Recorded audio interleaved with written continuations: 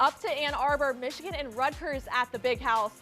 First quarter, Michigan caps off a 17-play drive. Quarterback Cade McNamara the gift to Hassan Haskins.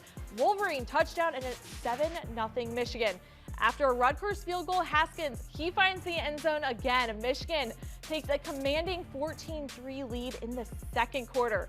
Later in the second, the Scarlet Knights, they're not fooling anyone. The Michigan defense comes up with a big stop on fourth down, and we're going to stay right here in the second. This time it's McNamara to wide receiver Cornelius Johnson for 23 yards, puts the Wolverines in field goal range, and then from there, Jake Moody converts.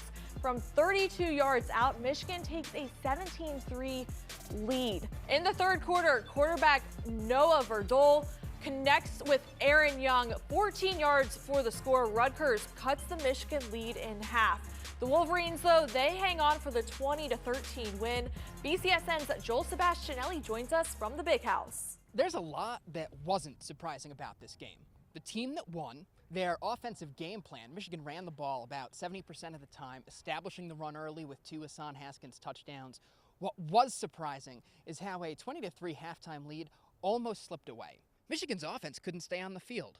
4 3-and-outs and a missed field goal in 5 second-half drives, outscored 10-0, and saved by the defense. We had a ton of momentum. Offensively, we're clicking on all cylinders, and I think us losing that momentum and a couple of those stalls, I mean, we could, for some reason, no matter what it was, running the ball or throwing the ball, we just struggled a little bit just to get that first down in the second half. We knew what we were getting from them. I think it was just really a lack of execution on our part. We know that's not going to get the job done. Rutgers stacked the box, holding Haskins to 41 yards on 12 carries, Blake Corum to 68 yards on 21 touches, and it pressured McNamara to pass with mixed results. I think we were extremely efficient in the first half. I think in the second half we struggled a little bit. When they load the box like that, it's going to come down to us beating man coverage. And, you know, I got to do a better job of throwing more accurate balls. Offensive struggles didn't make it any easier on the defense. The Scarlet Knights held the ball for nearly 33 minutes, 7 of 16 on third down, but they got them off the field when it mattered. Show the character of the defense. I'm really proud and pleased with that. And that they found a way. All those things kind of stacked up against them, whether they're, you know, on the field too much, they were, you know, field position, all stuff that's, you know, going to be learning and growing thing for our guys. Khalil Mullins and Junior Colson, they played their butts off. I'm super proud of them. We're just conditioned, and we're built for it, so I feel like we could have went out there and played a whole nother game.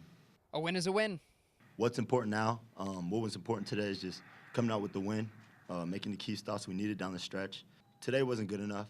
We know that on both sides. We'll get it fixed, and we just need to execute better and play team football. Wasn't pretty, but when they start making a space for pretty on the scoreboard, then we'll worry about that.